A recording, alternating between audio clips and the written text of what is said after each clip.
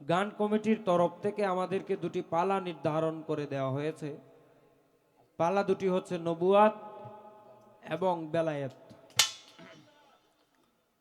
তো আমরা কে কোন পালা করব সেইটা বলা হয় নাই।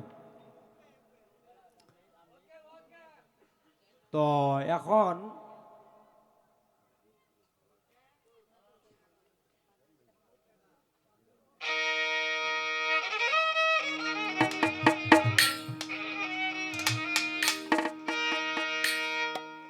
পালা গানটা শুনতে হলে একটু নীরবতা দিতে হবে, ধৈর্যের সহিত গানটা শুনতে হবে। বাউল গান, পালা গান এটা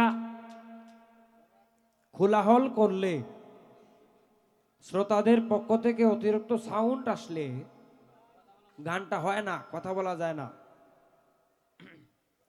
এই জন্য একটু ধৈর্য ধরে শুনেন কিছুক্ষণ। ধন্যবাদ।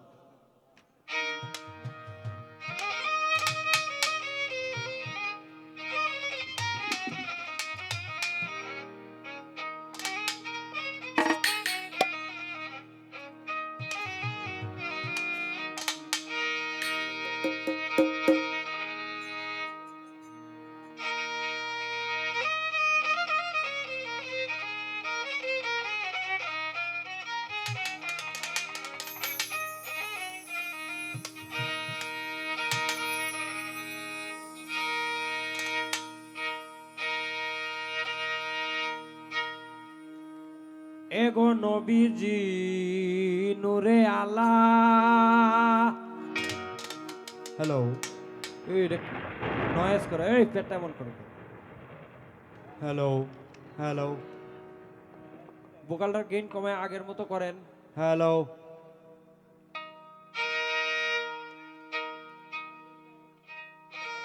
নবীজি নূরে আলা,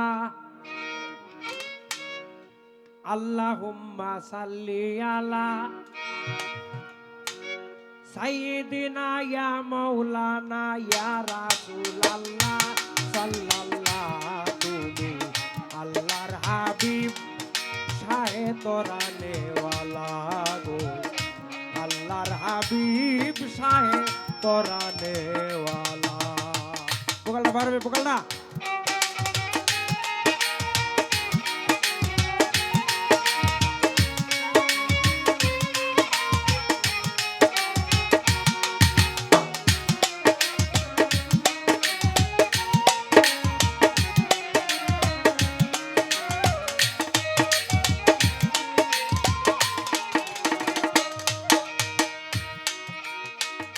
কুন্তু কানজান মাকফিয়ান, এটা বাড়ান, মুখটা একটু বাড়ান। ফাহা আহবাবতু বয়ানে, এই ঢোলটা ছোট বাজা। গুপ্তরত্ন ভান্ডার তুমি ছিলে যে গোপনে, কুন্তু কানজান মাকফিয়ান ফাহা আহবাবতু বয়ানে। গুপ্তরত্ন ভান্ডার তুমি ছিলে যে গোপনে, মিমরূপে আহাদের বুকে এই তারিফ কলমে লেখে, মিমরূপে আহাদের বুকে এই তারিফ কলমে লেখে, সর্বময় তুমি লাউলাকে নূরে আর শিল্লা।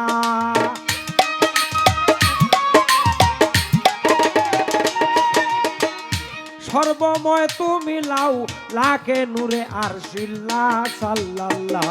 তুমি আল্লাহর হাবিব শাহে তোরানে ওয়ালা গো, আল্লাহর হাবিব শাহে তোরানে ওয়ালা। নবীজি নূরে আলা, আল্লাহুম্মা সাল্লি আলা সাইয়্যিদিনা ওয়া মাওলানা ইয়া রাসূলুল্লাহ সাল্লাল্লাহ। তুমি আল্লাহর হাবিব শাহে তোরানে ওয়ালা গো, আল্লাহর হাবিব শাহে তোরানে ওয়ালা।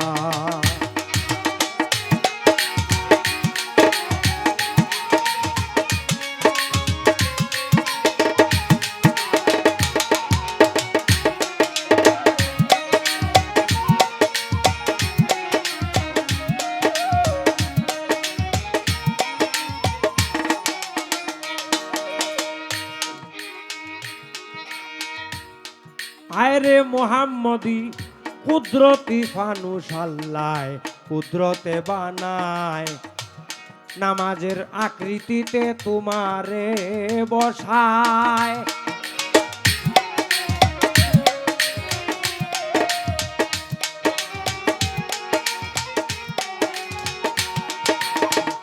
কুদরতি ফানুস আল্লাহ কুদরতে বানায় নামাজের অবস্থাতে তোমারে বসায় লক্ষ বছর চক্রাকারে আম্বিয়াগণ তাওয়াফ করে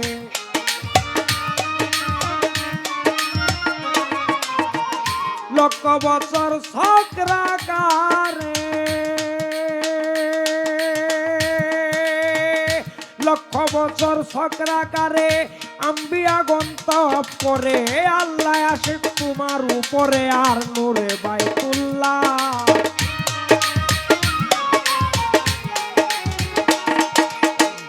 আল্লাহ আসে তোমার উপরে আর নূরে বাইতুল্লাহ সাল্লাল্লাহ তুমি আল্লাহর হাবিব শাহে তরানেওয়ালা গো আল্লাহর হাবিব শাহে তরানেওয়ালা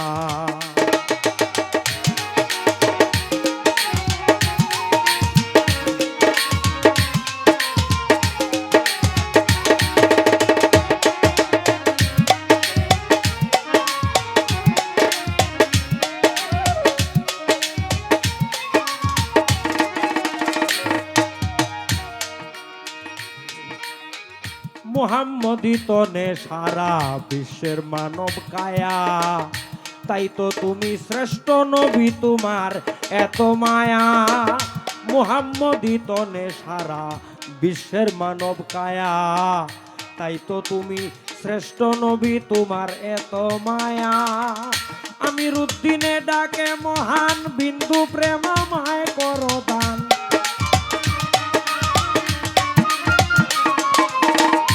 আমির উদ্দিনে ডাকে মহান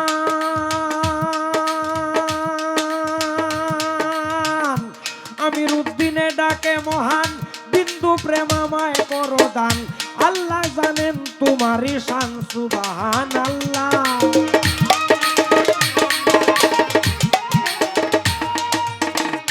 আল্লাহ জানেন তোমারই শান আল্লাহ জানেন তোমারই শান সুবহানাল্লাহ সাল্লাল্লাহ তুমি আল্লাহর হাবিব শাহে তরানেওয়ালা গো আল্লাহর হাবিব শাহে তরানেওয়ালা নবীজি নূরে আলা আল্লাহুম্মা সাল্লি আলা সাইয়্যিদিনা ওয়া মাওলানা ইয়া রাসূলুল্লাহ সাল্লাল্লাহু আল্লাহর হাবিব শাহে তরানেওয়ালা গো আল্লাহর হাবিব শাহে তরানেওয়ালা গো আল্লাহর হাবিব শাহে তরানেওয়ালা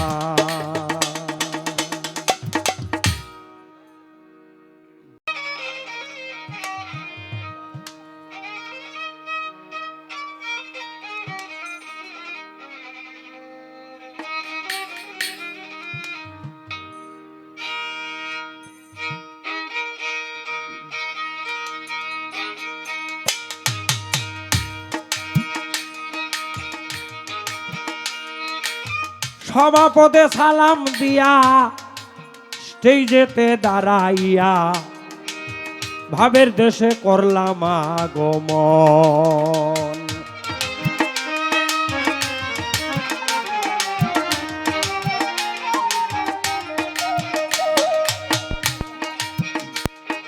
আজ নবুয়াত বেলায়েত পালা শোনেন বন্ধুগণ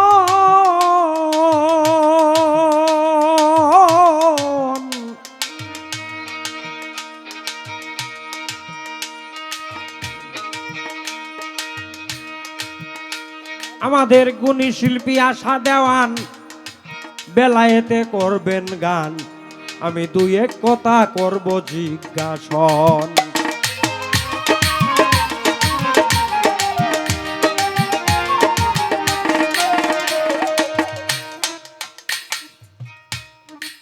আচ্ছা আমাদের পীর ফকিরেরা বা তরিকত জগতের আলোচক যারা আলোচনা করে থাকেন, তারা অনেক সময় বলেন যে বেলায়েত আমরা মাওলা আলী থেকে পেয়েছি। মাওলা আলী থেকে এই দুনিয়ার যারা বর্তমানে যে সুফিবাদের দ্বারা চলছে, এটার মূল হচ্ছেন আহলে বাইত রাসূল তথা আলী কাররামাল্লাহু ওয়াজহুল কারীম। তিনাকে সর্বপ্রথম রাসূলুল্লাহ সাল্লাল্লাহু আলাইহি ওয়াসাল্লাম বেলায়েত দান করেছিলেন। উনি থেকেই পর্যায়ক্রমে আস্তে আস্তে এই বিশ্ব চরাচরে যত ওলি আল্লাহগণ ছিলেন আছেন, তাদের মধ্যে বেলায়েত রয়েছে। কিন্তু পবিত্র কোরআনুল কারীমের দিকে যদি আমরা লক্ষ্য করি, তাহলে দেখা যায় যে কোরআনে বেশ কয়েকজন আল্লাহর ওলির নাম আছে যাদের মধ্যে বেলায়েত মওজুদ ছিল। তার মধ্যে একজনের নাম আসিব ইবনে বরগিয়া রহমতুল্লাহ আলাই। এই আসিব ইবনে বরগিয়া রহমতুল্লাহ আলাই তিনি হযরত সুলাইমান আলাইহিস সালামের বয়সের। উনি যখন নবী ছিলেন তখনকার সময়ে তিনি একজন জবরদস্ত ওলি আল্লাহ ছিলেন। হযরত সুলাইমান আলাইহিস সালাম রানী বিলকিসকে যখন দাওয়াত দিয়েছিলেন উনার বাড়িতে আসার জন্য, তখন তিনি তার সভাসদদের মধ্যে যত জিনদেরকে বললেন যে সাফা মুল্লুক থেকে যে রানী আসবে তাকে আমি কোথায় বসতে দেব। কেউ যদি তার বাড়িতে যে সিংহাসন রয়েছে এই সিংহাসনটা এনে দিতে পারতে আমি তাকে বসতে দিতাম। সকল জিনেরা বলল যে আমরা সিংহাসন এনে দিতে পারবো। তিনি বললেন যে এটা খুব তাড়াতাড়ি এনে দিতে হবে। এটার মধ্যে কি জ্ঞান দিয়ে দিছেন আবার? তিনি বললেন যে তাড়াতাড়ি, কত তাড়াতাড়ি আনতে পারবে? জিনেরা বলতেছে যে আমরা একটা মানুষ বসার থেকে উঠে দাঁড়াইতে যতটুকু সময় লাগে ততটুকু সময়ের ভিতরে সাফা মুল্লুক থেকে সিংহাসন আপনার দরবারে উপস্থিত করতে পারবো। তিনি বললেন যে না, এইটা হইলে হবে না, আরো তাড়াতাড়ি আনতে হবে। জিনেরা বলল হুজুর আমাদেরকে মাফ করবেন, এর চেয়ে দ্রুত আমরা সিংহাসন আনতে পারবো না। তখন একজন আল্লাহর ওলি উঠে দাঁড়ালেন। তিনি বললেন যে একটা চৌকের পলক পড়তে যতটুকু সময়ের প্রয়োজন ততটুকু সময়ের ভিতরে আমি সিংহাসনটা আপনার দরবারে উপস্থিত করতে পারি। এই ব্যক্তিটা ছিলেন আসিব ইবনে বরগিয়া। এইভাবে হযরত খাজা খিজির আলাইহিস সালাম তিনিও একজন ওলি আল্লাহ ছিলেন, ওনার মধ্যেও বেলায়েত মওজুদ ছিল। তো আমার প্রশ্নটা হলো যে মাওলা আলী থেকে যদি সকলেই বেলায়েত পেয়ে থাকেন, তাহলে যখন আসিব ইবনে বরগিয়া আল্লাহর ওলি ছিলেন তখন তো মাওলা আলী দুনিয়াতে ছিলেন না। এটা রসুলে পাক পৃথিবীতে আসার আরো বহু আগের ঘটনা। তাহলে আসিব ইবনে বরগিয়া তিনি কোথা থেকে বেলায়েত পেয়েছিলেন? যদি হযরত খিজির আলাইহিস সালামের কথা ধরা হয়, হযরত খিজির আলাইহিস সালাম তখনকার মানুষ ছিলেন যখন নূহ আলাইহিস সালামের যুগ ছিল, ওনার মধ্যেও বেলায়েত মওজুদ ছিল। তাহলে হযরত খিজির আলাইহিস সালামের সময় তো মাওলা আলী ছিলেন না, হযরত খিজির আলাইহিস সালাম তিনি কোথায় বেলায়েত পেয়েছিলেন? অর্থাৎ মাওলা আলী থেকে আমরা যারা বেলায়েত পেয়েছি বা পাইতেছি এটা তো ঠিক আছে, কিন্তু যখন মাওলা আলী দুনিয়াতে ছিলেন না, রসুলে পাক সাল্লাল্লাহু আলাইহি ওয়াসাল্লাম তিনি তখনও মানব সুরতে দুনিয়াতে আসেন নাই, তখন যারা আল্লাহর ওলি হয়েছিলেন তারা কিভাবে বেলায়েত লাভ করতেন? এই একটা প্রশ্নই আমার।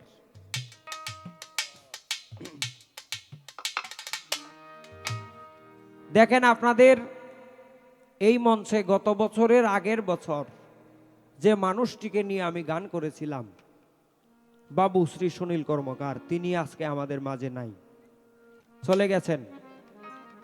আমিও এক সময় থাকবো না, আমরা কেউই থাকবো না, একের পর এক আসতে হবে আর যেতে হবে। এই যে আমরা চলে যাই, চলে যাওয়াটা আমার কাছে আশ্চর্য মনে হয় না। আমার কাছে আশ্চর্য মনে হয় এই বিষয়টা যে আমরা এই পৃথিবীতে আসার আগে কোথায় ছিলাম, আবার যারা যাইতেছে তারা কোথায় যায়, আমি বা কোথায় যাব। এই জায়গা থেকে আমার একটি গান।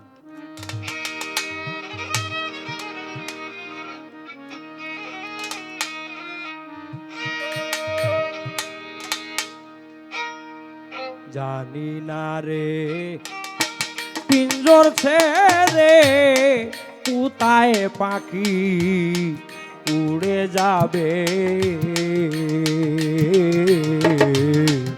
জানি না রে পিঞ্জর ছেড়ে কোথায় পাখি উড়ে যাবে। কোথায় ছিলাম কোথায় এলাম রে ভাই, কোথায় ছিলাম কোথায় ছিলাম, আবার কোথায় যাব বসিয়া ভাবি নীরবে, জানি না রে পিঞ্জর ছেড়ে কোন দিন ময়না উড়ে যাবে, জানি না রে পিঞ্জর ছেড়ে কোন দিন পাখি উড়ে যাবে।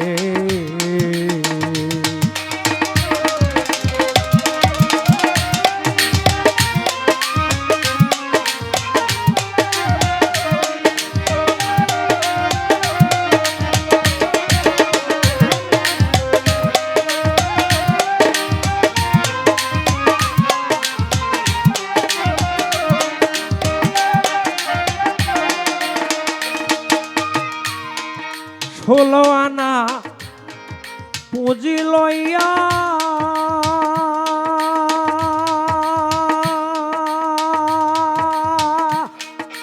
আমি এসেছিলাম কড়ার দিয়া,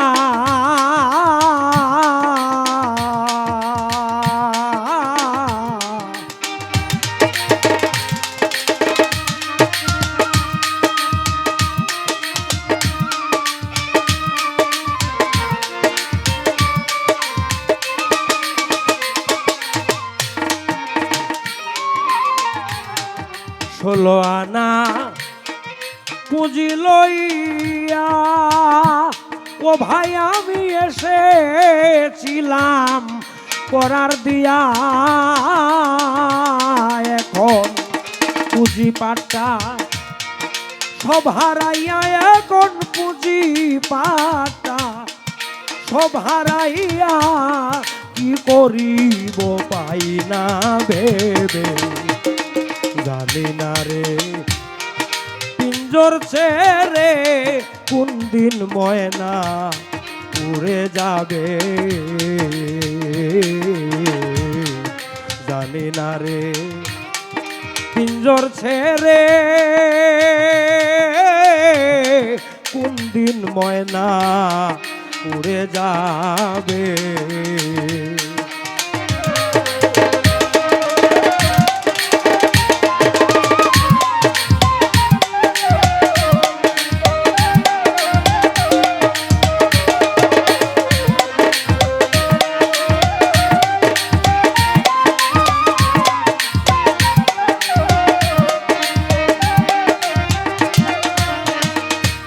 ওই আমি হইয়া সৃষ্টির শ্রেষ্ঠ জাতি,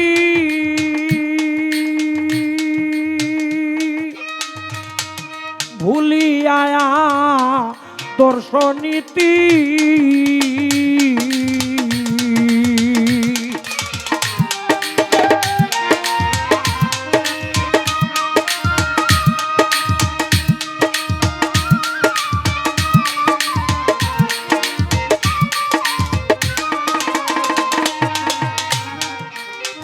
সৃষ্টির শ্রেষ্ঠ জাতি ভুলিয়া দর্শনীতি ও ভাই করে গেলাম, পরের ক্ষতি শুধু করে গেলাম, পরের ক্ষতি তুচ্ছ এই সম্পদের লোভে। জানি না রে পিঞ্জর ছেড়ে কোন দিন ময়না উড়ে যাবে, জানি না রে পিঞ্জর ছেড়ে কোন দিন ময়না উড়ে যাবে।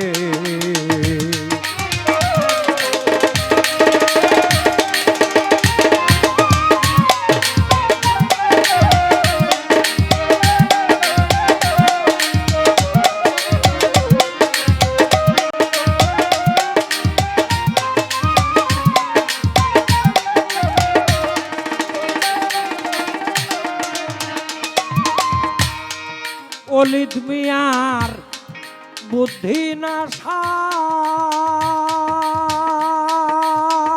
হায়রে এখন কেবল দয়াল নাম ভরসা।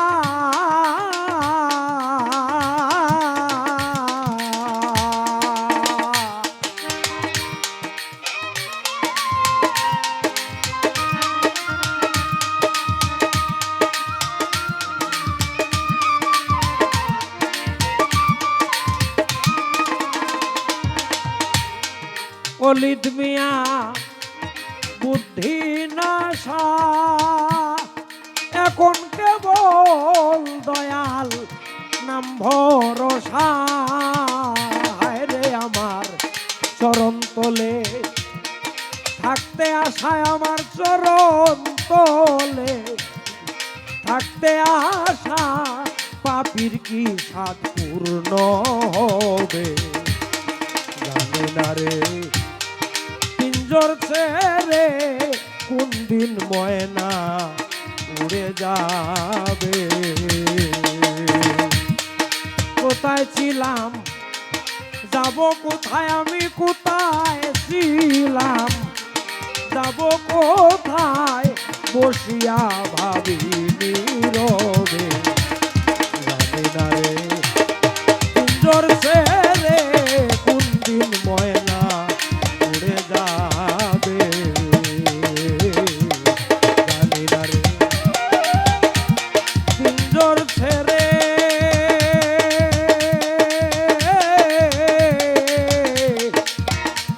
ও মন কোন দিন বাকি উড়ে যাবে।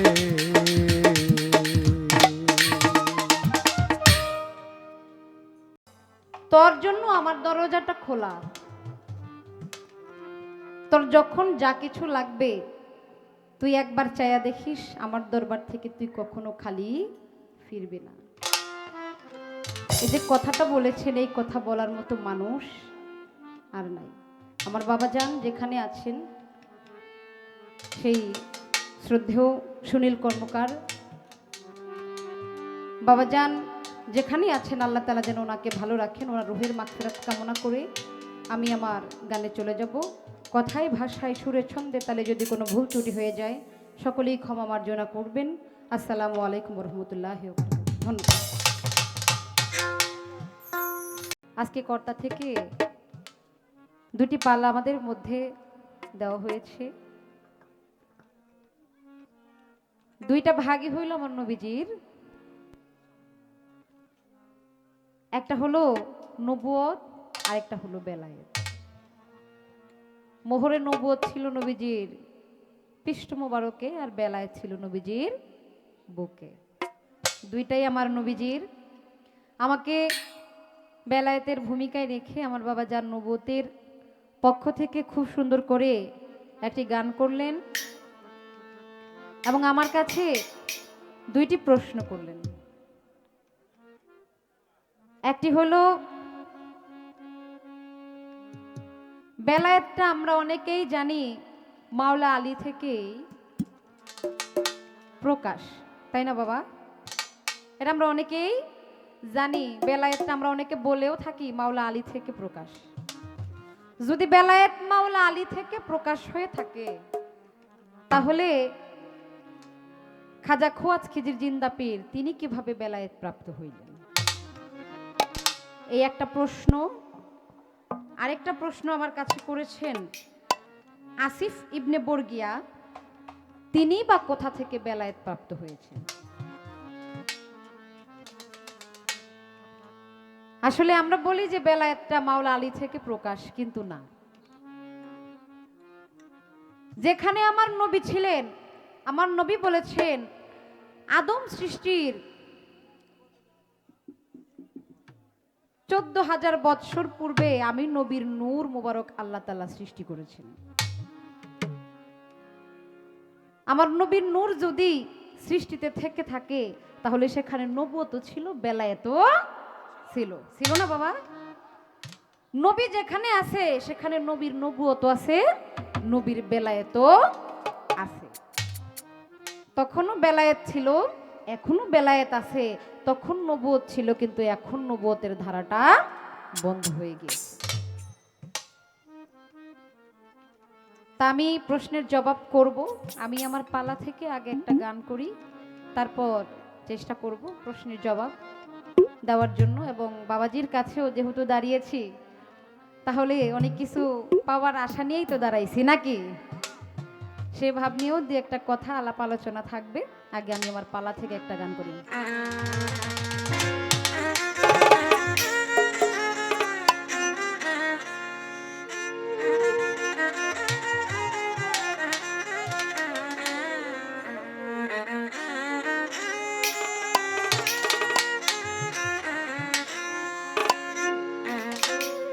অথই জলে মানিক পাবি রে, অথই জলে, অথই জলে মানিক পাবি হইলে ডুবারি, তৌহিদ সাগর কঠিন পারি রে, তৌহিদ সাগর কঠিন পারি। অথই জলে মানিক পাবি, অথই জলে, অথই জলে মানিক পাবি হইলে ডুবারি, তৌহিদ সাগর কঠিন পারি, তৌহিদ সাগর কঠিন পারি।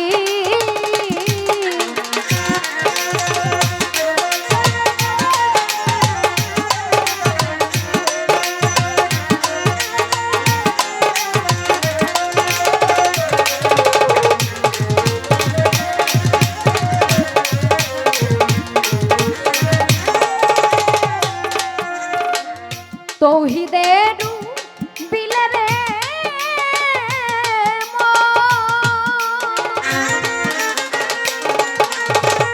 খুলে যাবে গুপ্ত নয়ন, তৌহিদের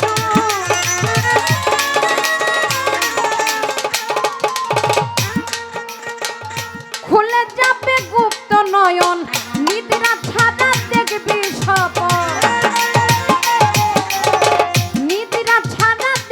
স্বপন, পলব হবে জারি, তৌহিদ সাগর কঠিন পারি রে, তৌহিদ সাগর কঠিন পারি।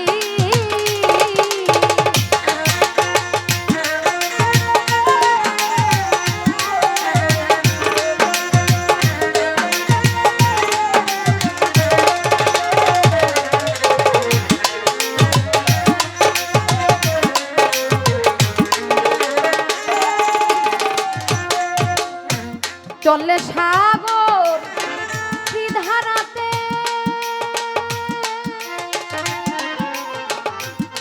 ও মন নবুয়তার বেলায়েতে, চলে সাগর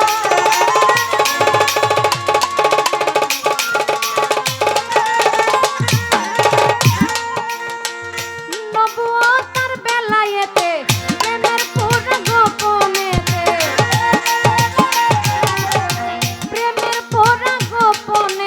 যেতে বন্ধুর বাড়ি, তৌহিদ সাগর কঠিন পারি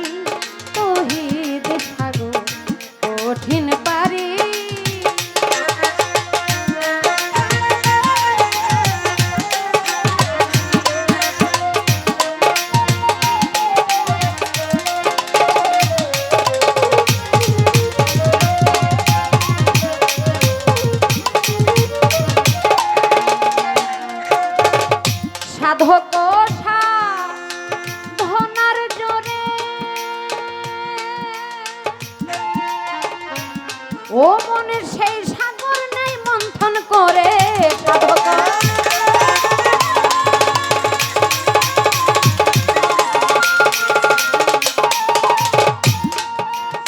সেই সাগর নেই মন্থন করে সাধলে পরে ডুবে মরে সাধলে পরে যাবি তোরে না সাধলে নারী তৌহিদ সাগর কঠিন পারি রে তৌহিদ সাগর কঠিন পারি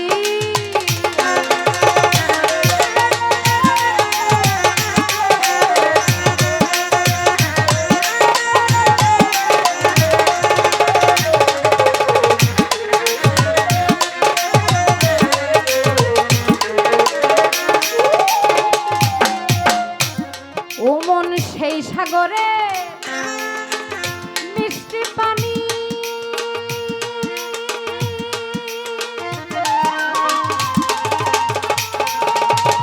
যে খাইয়াছ যতখানি সেই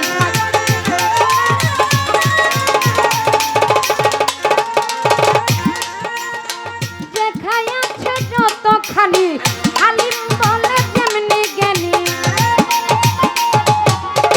হালিম বলে যেমনি জ্ঞানী তেমনি তার ফকির তৌহিদ সাগর কঠিন পারি রে তৌহিদ সাগর কঠিন পারি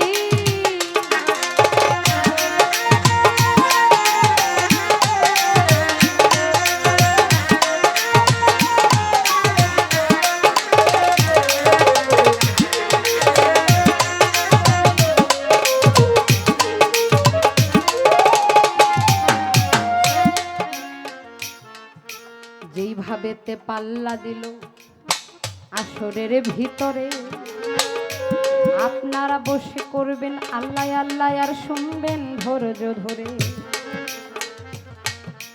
আর যদি মাঝে মাঝে গন্ডগোল হয় ওঠা বসা করলে কি বিচার গানে মজা রয়ে নবুয়ত বেলায় দিল পাল্লা আসরের ভিতরে আপনারা জ্ঞানীকের নন্দন শুনবেন ধৈর্য ধরে আমার কাছে প্রশ্ন করে কথা ভুলি নাই আমি ভুলি নাই কথার জবাব দিব তাই খাজা খোয়াজ খিজির জিন্দা পীর তিনি যে বেলায়েত প্রাপ্ত হইলেন কার থেকে বেলায়েত প্রাপ্ত হইলেন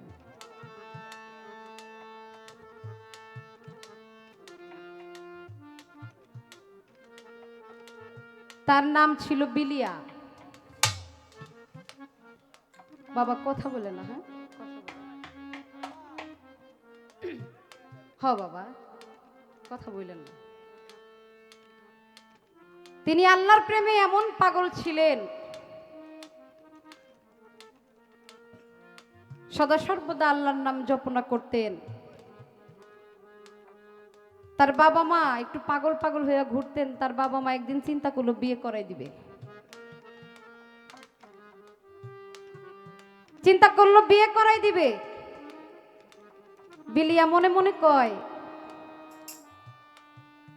আমারে যে বিয়ে করবে যেই জায়গা দিয়ে আমি আসছি ওই জায়গার মধ্যে আমি অত্যাচার করতে পারবো না আমি কখনোই বিয়ে শাদী করব না কিন্তু বাবা মা তো কখনোই সেই জিনিসটা চায় না চায় বাবা প্রত্যেকটা বাবা মা চায় তার সন্তানকে বিয়ে শাদী করাই দিবে অবশেষে বিলিয়াকে বিয়ে করাই দিল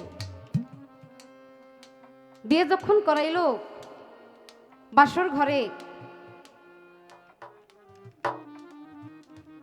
তার স্ত্রী বসা এমতো অবস্থায় বিলিয়া যায় স্ত্রীর কাছে এই যে বাবারা কথা বললেন না ঘরের মধ্যে যায় বলে মাগো আমি যে রাস্তা দিয়ে এসেছি সেই রাস্তার মধ্যে আমি অত্যাচার করতে পারবো না এই কথা বলে সাথে সাথে বের হয়ে গেল। সারাটা রাত্র গেল, ভোর ভোর হবে এমন সময় হয়ে গেল, আর সে ঘরের মধ্যে আসে না। ভোর যখন হবে, ঘরের বাহিরে দেখে একটা শিশু বাচ্চা কান্না করে, বাচ্চার শব্দ আসে, ওয়া ওয়া, কান্না করতেছে। তখন যাইয়া বিলিয়ার স্ত্রী সেই শিশু বাচ্চাটাকে কোলে নিল। কোলে নেওয়ার সাথে সাথে পাড়া প্রতিবেশীর মানুষ দেখে ফেললো, দেখা বলে এই বউ তো ভালো না, এই বউ হলো কলঙ্কিনী বউ। কলঙ্কিনী বউ, সে আগে থেকে তার একটা বাচ্চা নিয়ে আসছে, এখন সে বাচ্চা নিয়েই বাসর ঘরে ঢুকছে। এই জন্য মনে হয় আমার ছেলেটা বাসর ঘর থেকে রাগ হইয়া বাহির হয়ে গেছে। এই কথা বলার সাথে সাথে বিলিয়ার স্ত্রী সেই শিশু বাচ্চাটাকে কোলে নিয়ে দৌড়াইতে দৌড়াইতে একটা নদীর পাড়ে গেল। যাইয়া বলে, আল্লাহ আপনি তো জানেন আমি কোনো কলঙ্ক করি নাই, কিন্তু আজকে তারপরেও আমি আজকে কলঙ্কের ভাগী হইলাম। যেহেতু আজকে আমি কলঙ্কের ভাগী হইলাম, আমার এই জীবনটা আমি আর রাখবো না, আমার এই জীবনটা আমি আর রাখবো না। ওই শিশু বাচ্চাটাকে কোলে নিয়ে যখন নদীতে ঝাঁপ দিতে যাবে, ওই সময় শিশু বাচ্চাটা জবান খুলে বলল, মা আপনি এই নদীর মধ্যে ঝাঁপ দিয়েন না, আমাকেই নদীর মধ্যে ফালাইয়া দেন। তাই খাজা খোয়াজ খিজির জিন্দা পীর সে বিলিয়া পরবর্তীতে হয়ে গেল খাজা খোয়াজ খিজির জিন্দা পীর, এবং সেদিন থেকে সে খাজা খোয়াজ খিজির জিন্দা পীর নামেই পরিচিত। কিন্তু সম্পূর্ণ বেলায়েতটা পাইল আমার আল্লাহ তাআলার মাধ্যমে।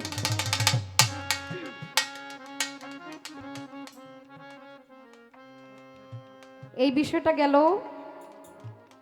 আরেকটা বিষয় ছিল আসিফ ইবনে বর্গিয়া, তিনার কথা পবিত্র কোরআনের সূরা আন-নামলের মধ্যে 40 নম্বর আয়াতে এসেছে। ওনার ঘটনা, উনিও সদা সর্বদা ইসমে আজম নাম জপনা করতেন, আল্লাহর ইসমে আজম নাম জপনা করতেন। জপনা করতে করতে করতে করতে করতে করতে একটা পর্যায়ে সে আল্লাহর তরফ থেকে সরাসরি বেলায়েত প্রাপ্ত হইল।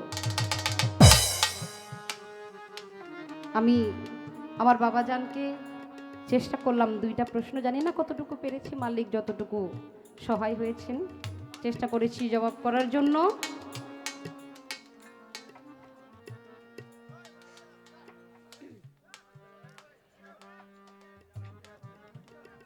থাক, পাগল মানুষ তো কিছু বললেন না, পাগলের ভাব কেউ বুঝে? পাগলের গুণগান আমার আল্লাহ পবিত্র কোরআনে কইরে গেছে। আপনারা জুন পাগলের নাম শুনছেন না? জুন পাগল, পাগলের কথা আমার আল্লাহ তাআলা পবিত্র কোরআনে বলে গেছেন কি, মুসা নবীর আমলে এক মা জননী কান দেয়ার কয়, আল্লাহ কতটা বছর হয়ে গেল আমার ঘরে কোনো সন্তান নাই,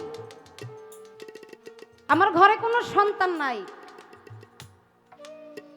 আপনি কি আমাকে সন্তান দান করবেন না? এমন সময় মুসা নবী রাস্তা দিয়ে হাইটা যায়, ডাক দিয়া কয়, মুসা নবী আপনি দাঁড়ান, আপনি কোথায় যাইতেছেন? কয় আমি কহুতর পাহাড়ে যাই, আল্লাহর সাথে সওয়াল জবাব করব। কয় আপনি তো আল্লাহর সাথে সওয়াল জবাব করবেন? আল্লাহরে বললেন, একবার জিজ্ঞাসা করেন আমার ভাগ্যে কি কোনো সন্তান আমার আল্লাহ লেখে নাই? একটা মা জাতি জানে যদি তার জীবনটা অসম্পূর্ণ থেকে যায়, যদি কোনো সন্তান তার গর্ভে না হয়। কি মায়েরা ঠিক না? মুসা নবী কহুতর পাহাড়ে চলে গেল, হাঁটতে হাঁটতে হাঁটতে হাঁটতে কহুতর পাহাড়ে চলে গিয়ে যখন আল্লাহর সাথে সওয়াল জবাব করলো, হঠাৎ করে ওই মায়ের কথা মনে পড়ে গেল। আল্লাহর কাছে ডাক দিয়া কয়, ফরিয়াদ করে বলে, আল্লাহ রাস্তা দিয়ে আসার সময় ওই মা জননী আমার কাছে জিজ্ঞাসা করছে তার গর্ভে কি কোনো সন্তান নাই? আমার আল্লাহ কয় না, তার ভাগ্যে আমি কোনো সন্তান লিখি নাই। যখন এই কথা বলল, মুসা নবী ওই রাস্তা দিয়ে যাওয়ার পথে ওই মা জননী আবার তাকে ডাক দিল, মুসা নবী আপনি দাঁড়ান, আপনি তো আল্লাহর সাথে সওয়াল জবাব করেছেন, আমার কথাটা কি জিজ্ঞেস করেছেন? কয় হ্যাঁ। কয় আল্লাহ কি বলছে? কয় আপনার ভাগ্যে কোনো সন্তান আমার আল্লাহ লেখে নাই। এই কথা শুনে মাজনুনির সাথে সাথে চিৎকার দিয়ে মাটিতে পড়ে গেল, আল্লাহ গো, এই জীবনে আমি কি একবার মা ডাক শুনতে পারবো না? আমারে কি কেউ মা ডাকবো না? কান্দে আর মায়ে রুটি বানায়। রাস্তা দিয়ে এক পাগল হাইটা হাইটা যায়, নাম ছিল তার জুন পাগল। যায়া দরজার সামনে দাঁড়ায়, কো মা গো, ও মা, কান্দো কেন, কি হইছে? কই পাগল রে, কইলে কি সারবো? দেখেন পাগল, আমরা অনেক সময় পাগল দেখলে তুচ্ছ তাচ্ছিল্য করি না? রাস্তার মধ্যে পাগল দেখলে তাকে তুচ্ছ তাচ্ছিল্য করি। কার মধ্যে যে কি আছে এটা আমার মালিক ভালো জানে। কই পাগল, তোমার কাছে কইলে কি আমার দুঃখ সারবো? না, আমার দুঃখ তো সারবো না। তারপরেও তুমি যেহেতু মা বলেছো, কি চাও তুমি? আমার একটা রুটি দাও, আমার অনেক খিদা লাগছে। একটা রুটি দিছে। কই যেহেতু আমার মা বইলা ডাকছে, দুনিয়ায় তো আমি মা ডাক শুনতে পারবো না, আল্লাহ তো আমার ভাগ্যে কোনো সন্তান লেখে নাই। এই পাগল আমাকে মা বলে ডাকছে, আমার কলিজাটা শীতল হয়ে গেছে। একটা রুটি দিছে, একটা রুটি খায়া কয় মা আমারে আরেকটা রুটি দাও। আরেকটা দিছে, এটা খায়া বলে মা আমারে আরো একটা রুটি দাও। একের সাথে তিনটা রুটি দেওয়ার পরে ওই পাগল ডাক দিয়া কয় মা তুমি আমাকে তিনটা রুটি দান করেছো, আমি বলে দিলাম তোমার গর্ভে তিনটা সন্তান আল্লাহ দান করবে।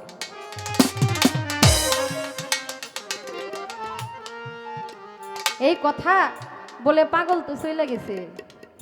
কিছু বছর পার হইছে, ওই মায়ের তিনটা সন্তান নিয়ে বাড়ির উঠানের মধ্যে খেলাধুলা করে। এমন সময় মুসা নবী হাইটা যায়, ডাক দিয়া কয় এই মুসা দাঁড়াও।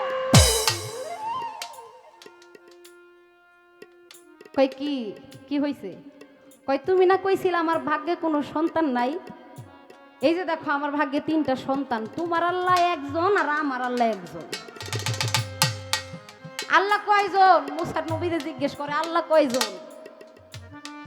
আল্লাহ কি দুইজন? তোমার আল্লাহ একজন, আমার আল্লাহ একজন। তোমার আল্লাহ বলছে আমার ভাগ্যে কোনো সন্তান নাই, আর আমার আল্লাহ ওই পাগলের আল্লাহ। ওই পাগলের আল্লাহ যখন পাগল যখন আমার জন্য দোয়া করছে, পাগলের আল্লাহ আমার গর্ভে তিনটা সন্তান দিছে। তুমি ভণ্ড, তুমি চলে যাও। মুসা নবী তো এবার রাগ হয়ে গেছে। হ্যাঁ কি কয়? এত বড় কথা! আল্লাহ আমারে কইল ওই বেটির ভাগ্যে কোনো সন্তান নাই, কিন্তু বেটির ভাগ্যে সন্তান আসলো কিভাবে? দৌড়াই আবার কহুতর পাহাড়ে চলে গেল। যায় কয় আল্লাহ আপনি তো, যায় বলতেছে আল্লাহ আপনারা কয়জন? কয় কে হে মুসা? কয়জন মানে? আমি তো একজন, আল্লাহ শারিক, আল্লাহর কোনো শরিক নাই, আল্লাহ এক অদ্বিতীয়। কয় তাইলে আপনি বললেন বেটির ভাগ্যে কোনো সন্তান নাই, বেটি তিনটা পোলাপান নিয়া বাড়ির উঠানে খেলাধুলা করে। কয় মুসা নবী তোমার প্রশ্নের জবাব আমি দিব, তার আগে আমার একটা কথা। কয় কি? কয় আমার না খুব মানুষের মাংস খাইতে ইচ্ছা করতেছে। কয় এটা কোনো কথা? মুসা নবী আল্লাহরে কয় এটা কোনো কথা? আপনি মানুষের মাংস খাইবেন? আমার কাছে বলছেন কোনো সমস্যা নাই, একটা চাকু দেন, একটা ছুরি দেন, আর একটা বাটি দেন, আমি আপনার জন্য মানুষের মাংস নিয়ে আসব। আল্লাহ ছুরি দিছে, বাটি দিছে। এবার হাঁটতে হাঁটতে পুরো গ্রামের মধ্যে ঘুরে, আর যাইয়া সবার ঘরে ঘরে যায় কয় আল্লাহ কইছে মানুষের মাংস খাইবো, তোমরা একটু মাংস দাও। কারণ গ্রামবাসীরা কয় এই মুসা তুমি কি পাগল হয়ে গেছো? তুমি বলছো আল্লাহর কোনো শরিক নাই, আল্লাহ এক, আল্লাহ খায় না, আল্লাহ ঘুমায় না, আল্লাহ কিছু করে না। তুমি বলছো আল্লাহ খায় না, আল্লাহ ঘুমায় না, তাহলে আল্লাহ যে মানুষের মাংস খাইবো, তোমার কথার সাথে আর কাজের সাথে তো কোনো মিল পাই না।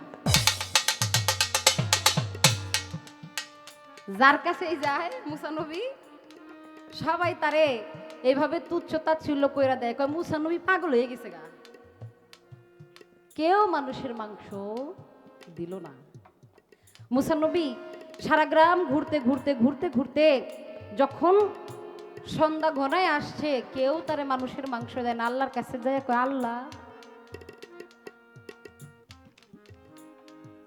মুসা নবী যখন ঘুরতে ঘুরতে যাইলো, রাস্তার মধ্যে এক পাগলের সাথে দেখা হইল। ওই যে পাগল, জুন পাগল,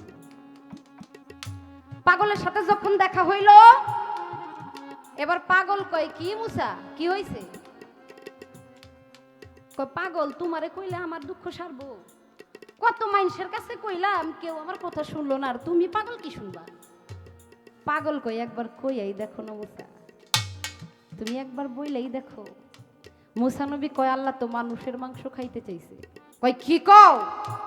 আমার আল্লাহ মানুষের মাংস খাইতে চাইছে? দেও, ছুরিটা দেও, বাটিটা দেও।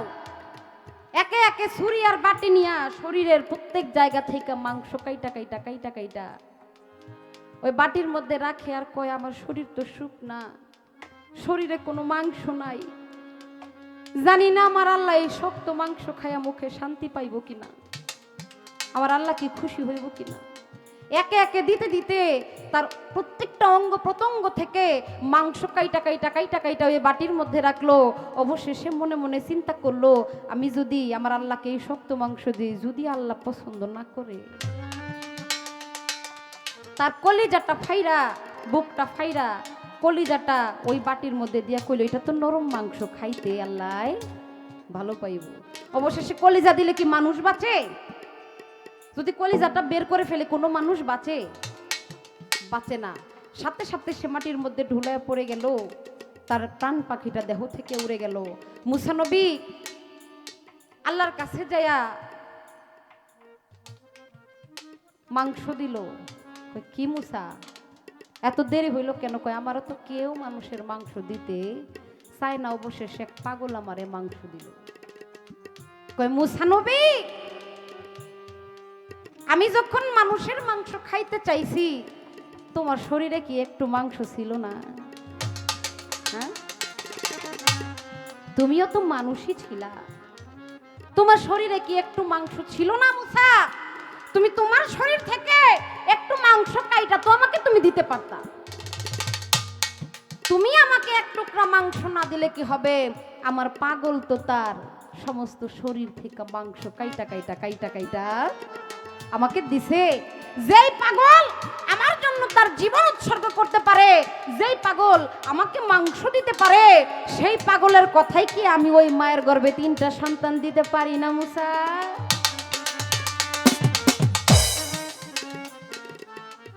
পারে কি পারে না? যে পাগল, যে আল্লাহর প্রেমে নিজের জীবনকে উৎসর্গ করে দিতে পারে, সেই পাগলের প্রেমে আমার আল্লাহ চাইলে অনেক কিছু করতে পারে। তাই পাগল দেখে কখনো ঘৃণা করতে নাই। এই কথাটা মনে পড়লো, এই যে একটা পাগল একটু পর পরে আসে, তার ভাব তার ভিতরে, আর আমার ভাব আমার ভিতরে। তার ভাবে কি আছে সেটা আমি জানি না, আবার আমার ভিতরে কি আছে সেটাও সে জানে না।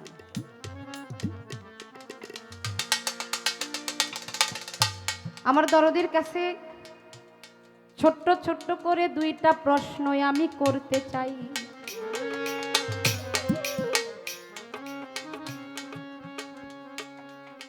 আমার দয়াল নবীকে একজন ব্যক্তি পরীক্ষা করলো, সেই পরীক্ষার কারণে পরবর্তীতে আমার নবী যখন নবুয়ত প্রাপ্ত হইল, নবীজির সাথে বলল, ইয়া রাসূলুল্লাহ, আপনি যখন শিশু অবস্থায়, ওই সময় আমি আপনার প্রতি ঈমান এনেছি, একটা কারণে আমি আপনাকে একটা কর্ম করতে দেখেছিলাম, সেই কর্মটা দেখেই আমি আপনার প্রতি ঈমান এনেছি। আমার এখান থেকে, আমার নবী তো নূরের তৈরি, তাই না বাবা? নূরের না, আপনারা কিছু বললেন, আপনারা যদি কিছু না বলেন মনে হয় যে আমি একলা একলাই গান করতেছি। আমার নবীজি নূরের তৈরি না? আমার এই নবীর নূর মুবারক তার একজন কনিষ্ঠ বিবি জীবনে 2বার দেখলো, কিভাবে দেখলো এবং সেই নূর মুবারক দেখার যে কৌশলটা ছিল কি। নবুয়ত কত প্রকার, যেহেতু পালা দিছে নবুয়ত থেকেও তো 2-একটা কথা থাকতে পারে। নবুয়ত কত প্রকার, কোন নবুয়ত কার কার জন্য প্রযোজ্য। আমার বাবাজি আমার কাছে 2টা প্রশ্ন করেছেন, আমিও বাবাজির কাছে 2টা প্রশ্নই করলাম, বেশি করলাম না। এই ছোট্ট ছোট্ট করে 2টা প্রশ্ন আমি রেখে গেলাম। অথল জলে মানিক পাবি রে, অথই জলে মানিক পাবি, হইলে ডুবারি তৌহিদ সাগর কঠিন পারি রে, তৌহিদ সাগর কঠিন পারি। অথই জলে মানিক পাবি রে, অথই জলে মানিক পাবি, হইলে ডুবারি তৌহিদ সাগর কঠিন পারি, তৌহিদ সাগর কঠিন পারি রে, তৌহিদ সাগর কঠিন কঠিন পারি।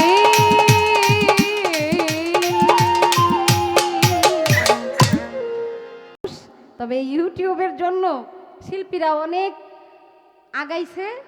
দেখা গেছে যে যে শিল্পী 2টা গান পারে ওই শিল্পীও ভাইরাল।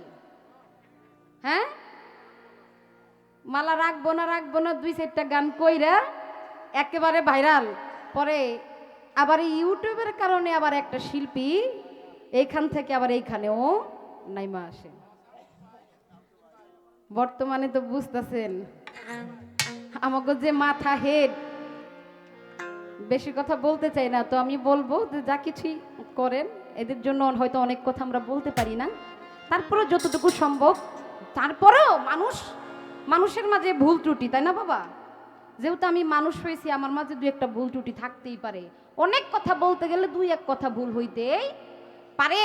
সেই ভুলগুলাকে আপনারা বর্জন করে যেগুলো শুদ্ধ ওগুলাকে আপনারা গ্রহণ করবেন, কারণ আপনারা হলেন জ্ঞানীকের নন্দন।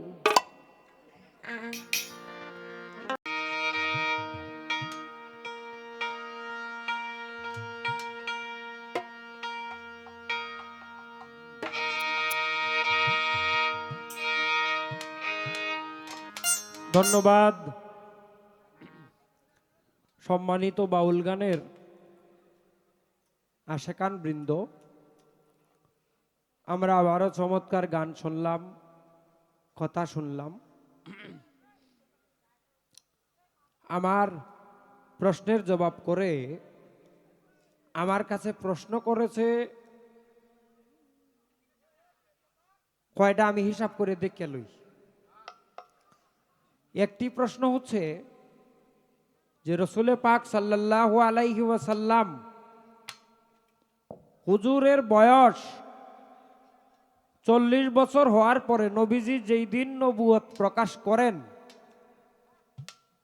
তার প্রশ্নটা হলো যে নবীজি নবুয়ত প্রাপ্ত হওয়ার পরে একজন ব্যক্তি বলেছিলেন, ইয়া রাসূলুল্লাহ, আপনি যখন শিশু ছিলেন তখন আপনার এই কর্মটা দেখে ওই দিনে আমি আপনার উপরে ঈমান এনেছিলাম।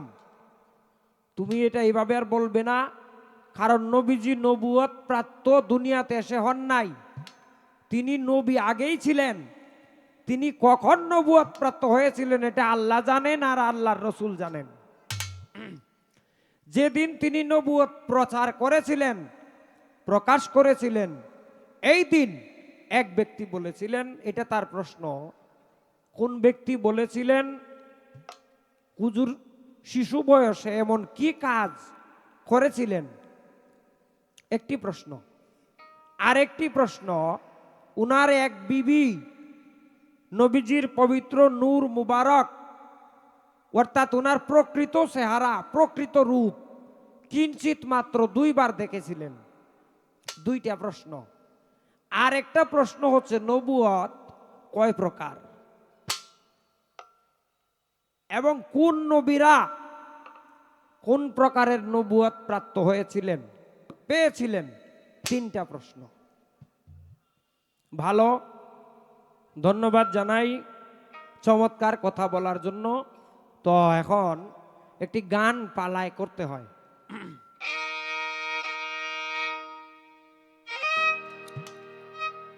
এই জগৎ শ্রেষ্ঠ সুগন্ধি,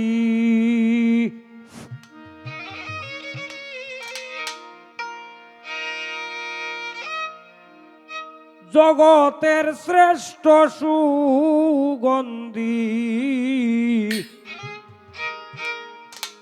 হুজুরের মুবারক ঘাম,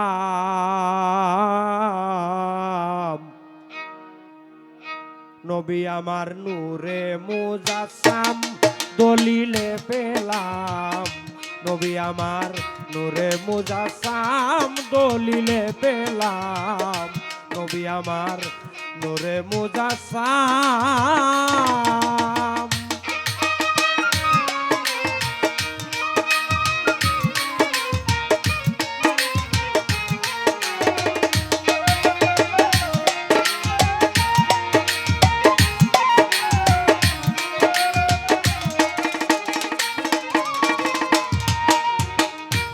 রাসূল নামে নখলা গ্রামে কে এলো ভাই সংসারে,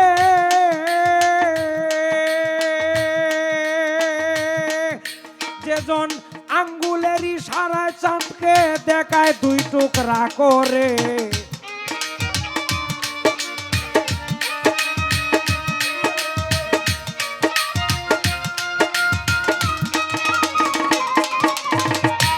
রাসূল নামে নখলা গ্রামে কে এলো ভাই সংসারে, আঙ্গুলের ইশারায় চাঁদকে দেখায় দুই টুকরা করে, ও ভাই যাহার দুরুদ আল্লাহে পড়ে,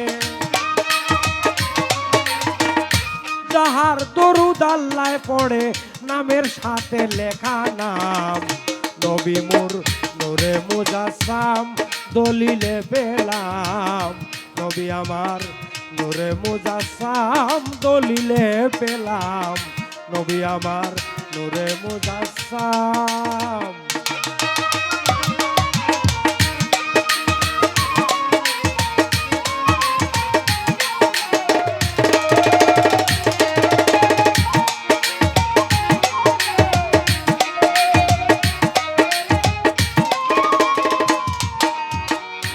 ছোট উম্মে আয়মান নামে একজন হইয়া এক রাত তৃষ্ণার্ত, হুজুরের প্রস্রাব মুবারক পান করেছিলেন সত্য, উম্মে আয়মান নামে একজন হইয়া এক রাত তৃষ্ণার্ত, হুজুরের প্রস্রাব মুবারক পান করেছিলেন সত্য, আমার নবীজি জিগাইলে তথ্য,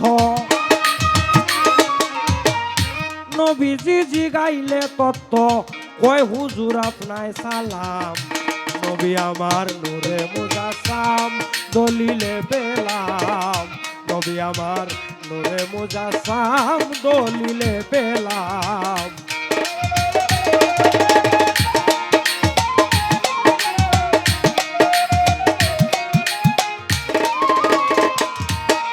আরো কয় আপনার চরণে কুরবান আমার পিতা মাতা ভাই, কসম আল্লাহর এত স্বাদের জিনিস আর কবু খাই নাই,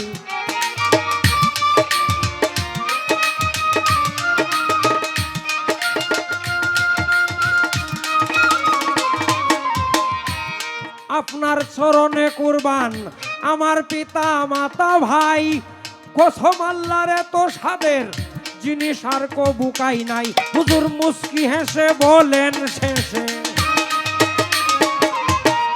মুস্কি হেসে বলেন শেষে, তোর জন্য দুজক হারাম, নবী মোর নূরে মুজাসসাম দলিলে পেলাম, নবী আমার নূরে মুজাসসাম দলিলে পেলাম।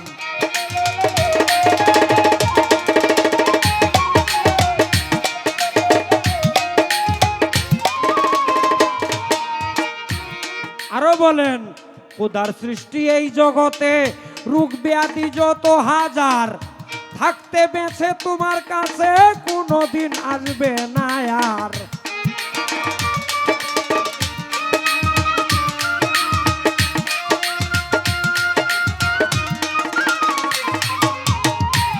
আরো বলেন খোদার সৃষ্টি রোগ ব্যাধি যত হাজার থাকতে বেছে তোমার কাছে কোনোদিন আসবে না আর ধন্য জীবন আয় মনার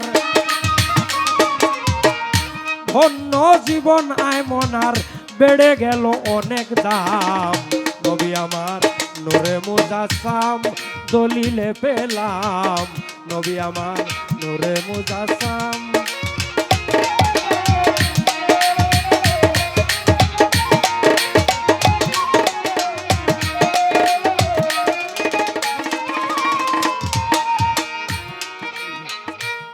সাদাছে মোর সাধ্য নাই যেতে সোনার মদিনায় তাই তো ডাকছি বসে বাংলাদেশে গুনাহগার ওলিদ মিয়ায়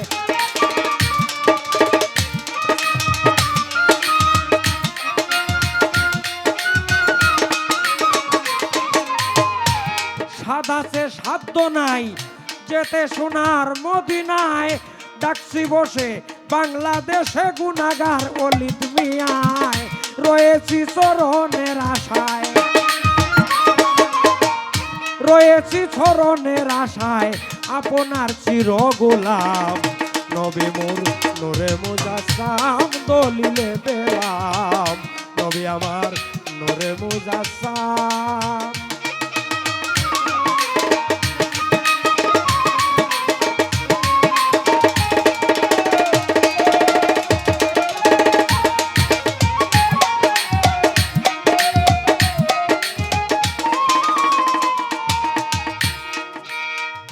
আমার কাছে জিজ্ঞাসা করে শোনেন বন্ধুগণ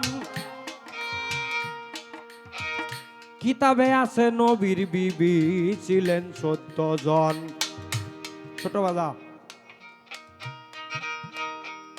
14 জন হুজুর পাক সাল্লাল্লাহু আলাইহি ওয়াসাল্লামের 14 জন বিবি ছিলেন তার মধ্যে আবু বকরের মেয়ে ছিলেন আমাদের মা সমস্ত উম্মতের মা উম্মাহাতুল মুমিনিন মা আয়েশা সিদ্দিকা রাদিয়াল্লাহু তাআলা আনহা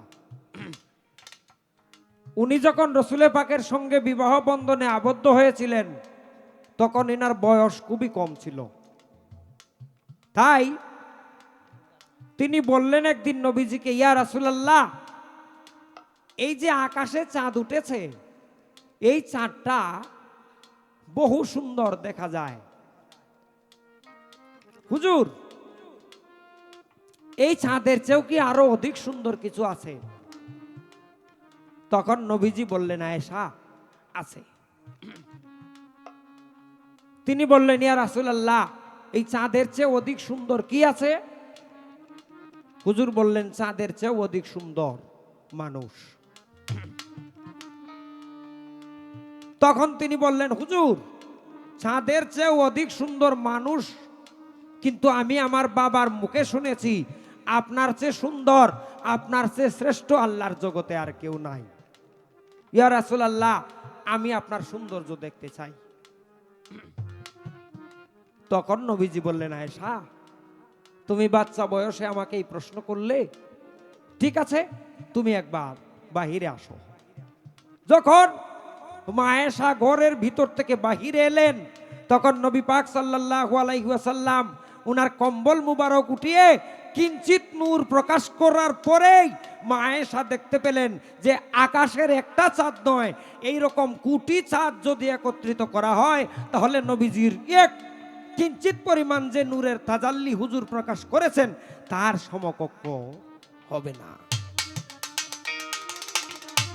এই দিন একবার দেখেছিলেন আরেকবার প্রচন্ড ঠান্ডা ছিল তখন মা আয়েশা দেখেন যে মা আয়েশার হুজরার পাশে প্রায় 20 থেকে 27 হাত দূরে একটু মতবিরোধ আছে নবীজি দাঁড়িয়ে আছেন উনার শরীরে কোনো বস্ত্র নাই যখন উনার শরীরে বস্ত্রবিহীন তিনি দাঁড়িয়ে আছেন রাতের বেলায় মা আয়েশা দেখতেছেন মা আয়েশা কয় ইয়া রাসূলুল্লাহ আমার পরনে দুই তিনটা কাপড় থাকার পরেও আমি ঠান্ডাটা বারণ করতে পারি না, ঠান্ডার তীব্রতা থেকে বাঁচতে পারতেছি না। ইয়া রাসূলুল্লাহ, আপনার গায়ে কোনো কাপড় নাই, আপনি দাঁড়িয়ে আছেন কেমনে? এই কথা বলে মা আয়েশা ঘর থেকে বাহির হয়ে নবী করিম সাল্লাল্লাহু আলাইহি ওয়াসাল্লামের কাছে গিয়া নবীজিকে এইভাবে ধরলেন। যখন ধরলেন তখন মা আয়েশা দেখেন যে 7 তবক আসমান জমিন ওনার চোখের সামনে ভেসে উঠেছে। এই দিন আরেকবার দেখেছিলেন, এই দুইবার ওনার বিবি মা আয়েশা কিঞ্চিত নবী করিম সাল্লাল্লাহু আলাইহি ওয়াসাল্লামের বাতুনি রূপ তথা যেটা খাস নূর সেটা দুইবার দেখেছিলেন। এই ছিল তোমার একটা প্রশ্ন। দ্বিতীয় প্রশ্ন, নবী করিম সাল্লাল্লাহু আলাইহি ওয়াসাল্লাম বাচ্চা বয়সে, শিশু বয়সে এমন কি করেছিলেন? উনার যখন 1 বছর বয়স, মাফ করবেন, উনি মা আমেনার উদর থেকে পৃথিবীতে আসার 6 দিন পরে উনাকে দুলনার মধ্যে শুয়ে রাখা হয়েছে। আব্দুল্লাহ ইবনে আব্বাস রাদিয়াল্লাহু তাআলা আনহু এই দুলনার সম্মুখ দিয়ে যাচ্ছিলেন। তখন সন্ধ্যা ছিল, প্রায় আকাশে চাঁদ উদিত ছিল। আব্দুল্লাহ ইবনে আব্বাস দেখতেছেন যে নবী পাক সাল্লাল্লাহু আলাইহি ওয়াসাল্লামের এই যে শাহাদত আঙ্গুল, এই শাহাদত আঙ্গুল মুবারক যে দিকে ঘুরায় আকাশের চাঁদ ওই দিকেই ঘুরে। এই দৃশ্য দেখে আব্দুল্লাহ ইবনে আব্বাস বুঝতে পেরেছিলেন যে আমার ভাই আব্দুল্লাহর এই সন্তান, ভাই এটা নয়েজ করে কোনটা, আমার ভাই আব্দুল্লাহর সন্তানে কোনো সাধারণ সন্তান নয়, তিনি অবশ্যই অবশ্যই শেষ জামানার নবী, তিনি আখেরি নবী মুহাম্মদুর রাসূলুল্লাহ সাল্লাল্লাহু আলাইহি ওয়াসাল্লাম। কিন্তু আরব জাতির ভয়ে, কুরাইশ জাতির ভয়ে তিনি প্রকাশ করেন নাই। নবীজির পরবর্তীকালে যখন নবীজি নবুয়তের প্রচার করেন, যখন আব্বাস মুসলমান হয়েছিলেন, তখন একদিন আলোচনা সবাই বলেছিলেন, হুজুর আমি তো এখন শরীয়তে আপনার হাতে হাত দিয়া কালেমা পড়েছি, বাচ্চা বয়সে আপনি যে আকাশের চাঁদকে নিয়ে খেলা করেছিলেন, পক্ষান্তরে ওই দিনেই আপনার এই দৃশ্য দেখে আমি কালেমা গ্রহণ করে নিয়েছিলাম, আপনার উপরে ঈমান এনেছিলাম। আর আরেকটি প্রশ্ন, তার নবুয়ত কয় প্রকার? নবুয়ত সাধারণত 2 প্রকার, একটা হচ্ছে নবুয়তে খাস, একটা নবুয়তে আম। খাস নবুয়ত যেটা, সেটা আল্লাহ পাক রব্বুল আলামিনের পক্ষ থেকে সরাসরি নবিউল আম্বিয়া হাবিবে কিবরিয়া সাইয়্যিদুল মুরসালিন জনাবে মুহাম্মদুর রাসূলুল্লাহ সাল্লাল্লাহু আলাইহি ওয়াসাল্লামকে দান করা হয়েছে। আর এই নবীর নবুয়ত থেকে যে নবীকে যতটুকু প্রয়োজন ততটুকু নবুয়ত, যাকে যেখানে দেওয়ার প্রয়োজন সেইখানে আল্লাহ পাক দিয়েছেন। যার জন্য অন্যান্য নবীদের সমষ্টিগতভাবে যে নবুয়ত লাভ করেছিলেন সেটাকে নবুয়তে আম বলা হয়। আর একমাত্র আল্লাহ প্রদত্ত যে নবুয়ত আমার হুজুর লাভ করেছিলেন সেটা নবুয়তে খাস বলা হয়।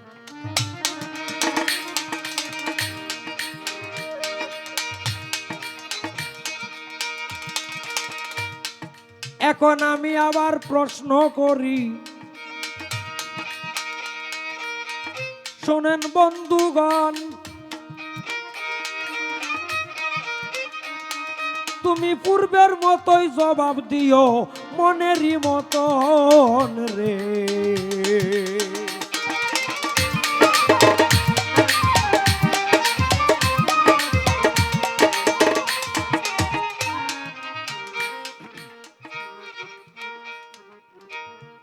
একজন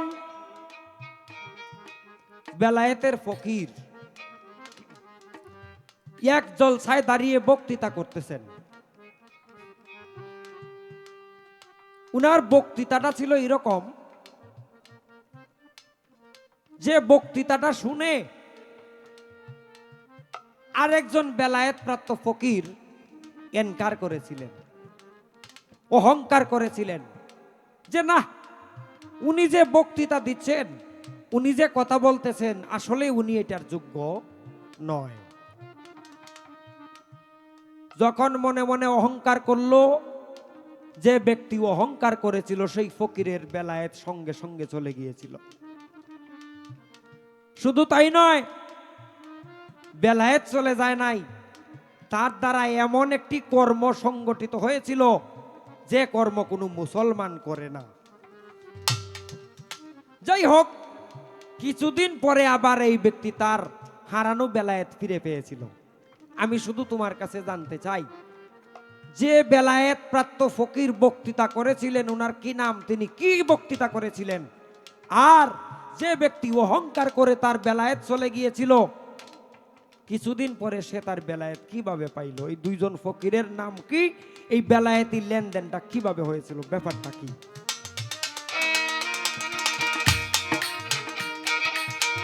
জগৎ শ্রেষ্ঠ সুগন্ধি, জগৎ শ্রেষ্ঠ সুগন্ধি, হুজুরের মুবারক ধাম, নবী মুর নূরে মুজাসসাম দলিলে পেলাম, নবী মুর নূরে মুজাসসাম দলিলে পেলাম, নবী মুর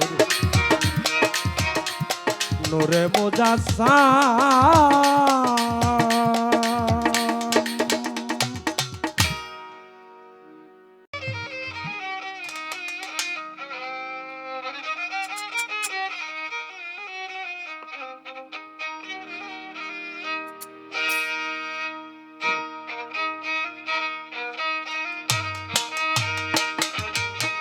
প্রেমের কারণে রে ভাই এই বিশ্বভুবনে, প্রেমের কারণে এই বিশ্বভুবনে যা কিছু করেছেন সৃষ্টিরা বানায়।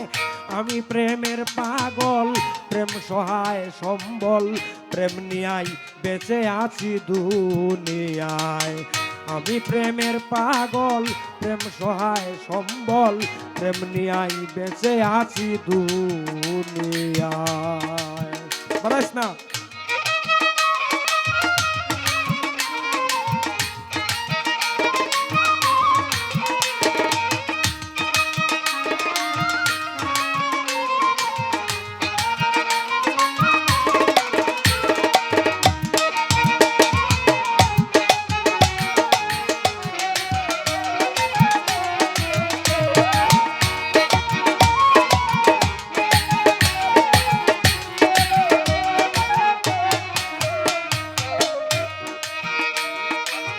প্রেমে করলো ইতিহাস পার্বতী আর দেবদাস,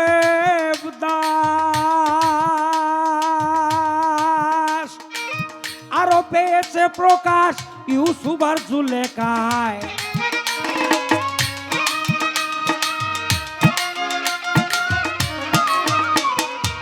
প্রেমে করলো ইতিহাস পার্বতী আর দেবদাস, আরো পেয়েছে প্রকাশ ইউসুফ আর জুলেখায়। বহু বছর পরে রাস্তায় পেয়ে ইউসুফের, বহু বছর পরে রাস্তায় পেয়ে ইউসুফের, জীবন যৌবন সঁপে দিল তাহারি পায়, জীবন যৌবন সঁপে দিল তাহারি পায়। আমি প্রেমের পাগল, প্রেম সহায় সম্বল, প্রেম নিয়াই বেঁচে আছি দুনিয়ায়। আমি প্রেমের পাগল, প্রেম সহায় সম্বল, প্রেম নিয়াই বেঁচে আছি দুনিয়ায়।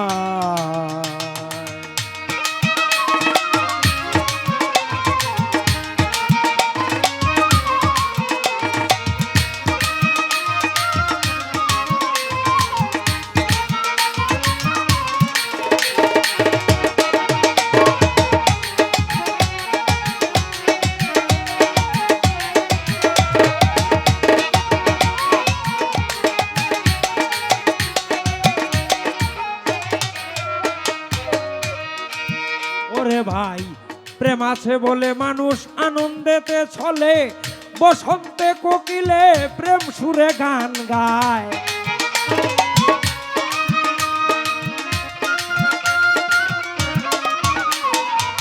প্রেম আছে বলে মানুষ আনন্দেতে চলে,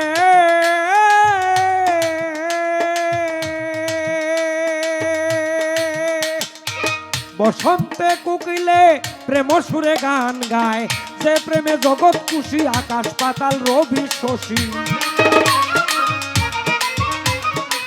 যে প্রেমে জগৎ খুশি আকাশ পাতাল রবি শশী। গুমরা মুখেও ফুটে হাসি প্রেমের ইশারায়। আমি প্রেমের পাগল, প্রেম সহায় সম্বল, প্রেম নিয়াই বেঁচে আছি দুনিয়ায়।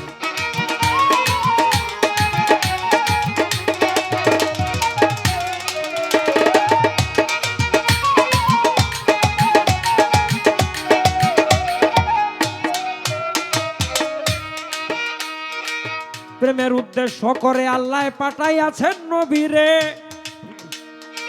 প্রেম বাড়াইতে এই সংসারে এসেছে না দম হাওয়ায়।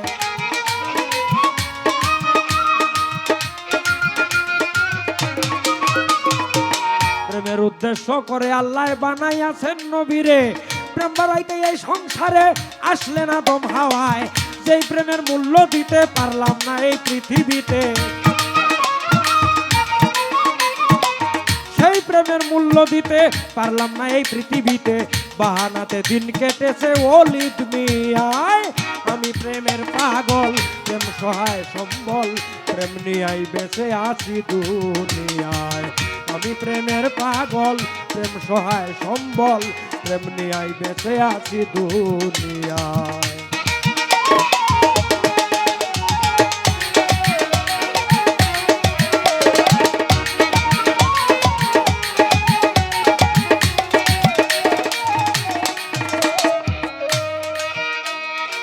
প্রেমের কারণে রে ভাই এই বিশ্ব ভুবনে যা কিছু করেছেন সৃষ্টি রাব্বানায়।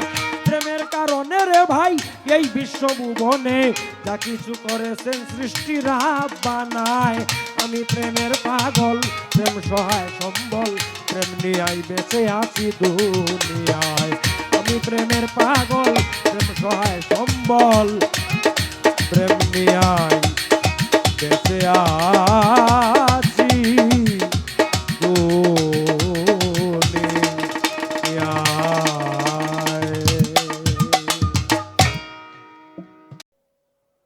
বাবাজান, আমার যে প্রশ্ন ছিল 3টা প্রশ্ন, অতি সুন্দর করে সংক্ষেপে সংক্ষেপে সবগুলো প্রশ্নের জবাব করলেন। কর্তা থেকে বলেছেন একেবারে কথা কম, আর এখন বলতেছে একবারে কথা বন্ধ। পালা এই প্রশ্নের জবাবটা করে তারপর পালার একটি করে গান থাকবে, আর কোনো কথা হবে না। একটি করে বিচ্ছেদ গান থাকবে, যেহেতু বিচ্ছেদের সময়টা হয়ে গেছে। আমরা বাবাজান সুন্দর করে তার পালা পর্ব শেষ করলেন এবং আমার কাছে প্রশ্ন করলেন। বেলায়েতের এমন একজন ব্যক্তি যে বক্তৃতা দিচ্ছিল, ওই বক্তৃতা দেখে একজন অহংকার করলো, অহংকার করার সাথে সাথে তার বেলায়েত সে হারায়া পরবর্তীতে আবার তার বেলায়েত ফিরে পাইল। সেই ব্যক্তিটা কে এবং কি এমন বক্তৃতা দিচ্ছিল সেই প্রশ্নটা করেছেন, এবং যে বেলায়েত অহংকার করার কারণে হারাইল সেই ব্যক্তিটাই বা কে, আবার যে ফিরে পাইল সেটা কিভাবে পাইল? অনেকগুলো প্রশ্ন। তো যাই হোক, আমি আমার পালা থেকে আগে একটা গান করি।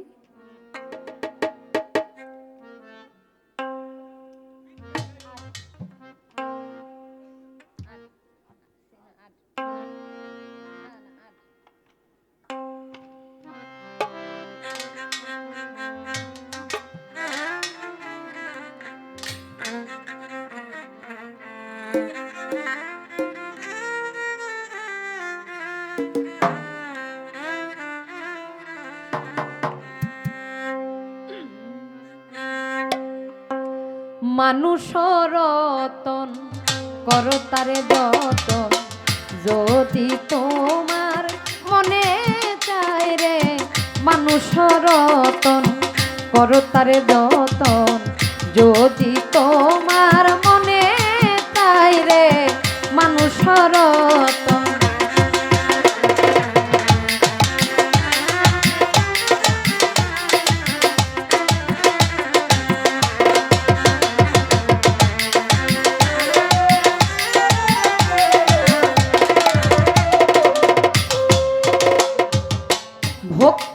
বিশ্বাস প্রেম একাধারে তিন, যাহারে কাছেতে আছো থাকো যার অধীন।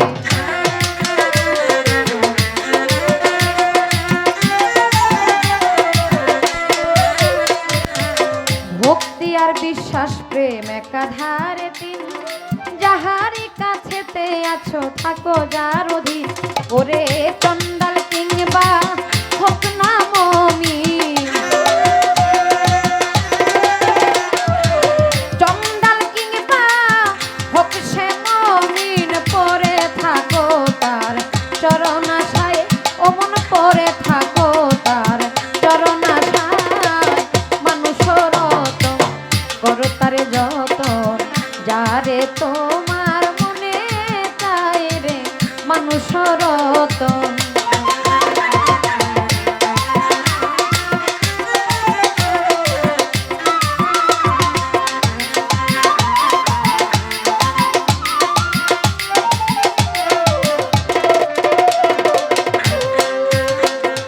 মানুষেতে বিবাদ ঘটায় মাইনসে মিটাই গুল, মানুষেতে জ্ঞানার বুদ্ধি মাইনসে করে ভুল।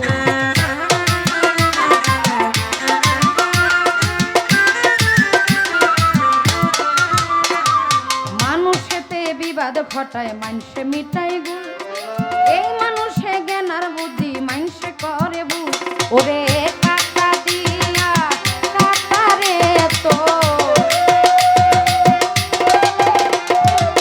কাটা দিয়া কাটারে তল মরিস না কেউ বিষের জ্বালায়, ওরে মরিস না কেউ বিষের জ্বালায়।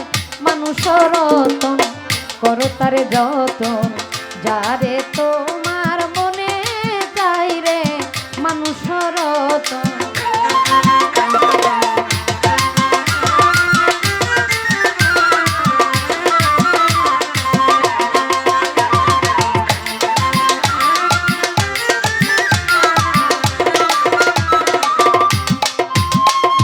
মনসুরে কয় নিজে খোদায় অপরাধে নাই তার, এক ভিন্ন দ্বিতীয় ভাবলে হবি গুনাগার।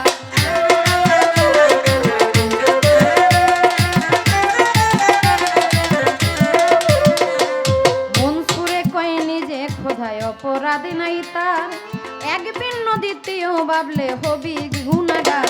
ওরে বিষ খাইয়া কারো হয় উপকার, বিষ খাইয়া কারো হয় উপকার। অমৃততে পরাণ যায়, হারে অমৃততে পরাণ যায়। মানুষের রতন করো তারে যতন, যারে তোমার মনে চাই রে মানুষের রতন।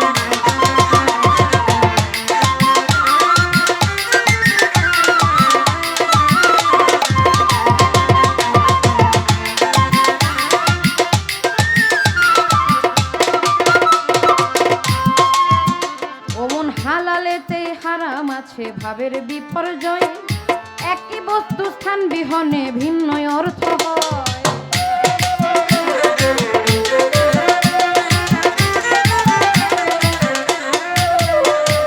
হালালেতে হারাম আছে ভাবের বিপর্যয়, একই বস্তু স্থান বিহনে ভিন্ন অর্থ হয়। এবার ভাব বুঝিয়া জ্বালালে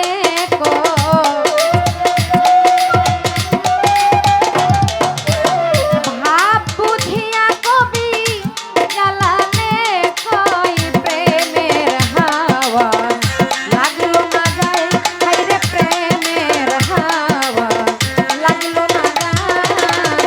মানুষের রতন করো তারে যতন, যারে তোমার মনে চাই রে মানুষের রতন করো তারে যতন, যারে তোমার মনে চাই রে মানুষের রতন করো তারে যতন, যারে তোমার মনে চাই রে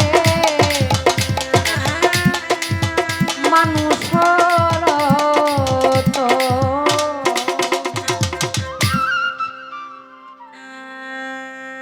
তারে তারে কি আর পাশরিতে পারে বলো, তারে কি আর ভুলিতে পারে, নয়নে লাগে যারে তারে কি আর ভুলিতে পারে, তারে কি আর ভুলিতে পারে।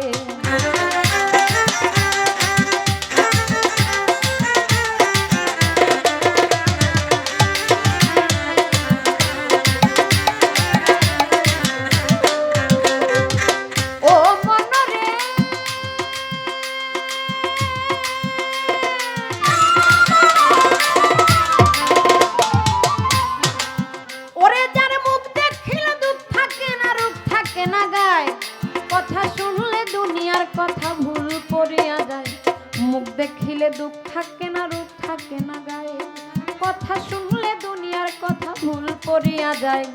এমন একজন প্রাণের বান্ধব পাইলে সংসারে, এমন একজন তাজিমুদ্দিন শাহ পাইলে সংসারে,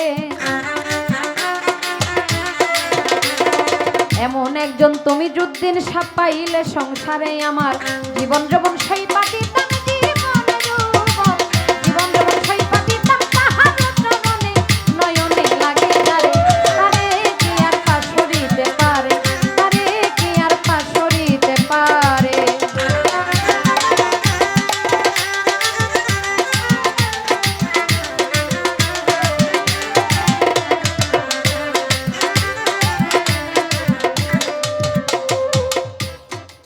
আমার বাবাজি যে কথাটি বলেছেন, বেলায়েতের এমন একজন ব্যক্তি, যে ব্যক্তি তার বেলায়েতের বক্তব্য রাখছিল, ওই সময় আরেকজন ব্যক্তি দেখে অহংকার করলো, অহংকার করে তার বেলায়েতটা হারাইল। এই বিষয়টা বেলায়েতের যতটুকু আমার জানাশোনায় আমি কোথাও পাইনি। আর আমার বাবাজি যেহেতু জ্ঞানী মানুষ, উনি অনেক কিছু জানেন, সব বিষয়ে সবার বিষয়ে জানা বোঝা থাকে না। একজন অনেক জানলেওয়ালা ব্যক্তি অনেক সময় ছোট ছোট জিনিস জানেন, আবার অনেক কিছুই জানে না, মাঝে মাঝে দুই একটা কিছু বলে ফেলে। তা আমার এই বিষয়টা একেবারেই এখন পর্যন্ত জানা হয়নি। যেহেতু আমার জানা হয়নি, আমার বাবাজান যেন প্রশ্নের জবাবটা দিয়ে দেয়, কারণ যে প্রশ্ন করে সে তো আর না জেনে প্রশ্ন করে না।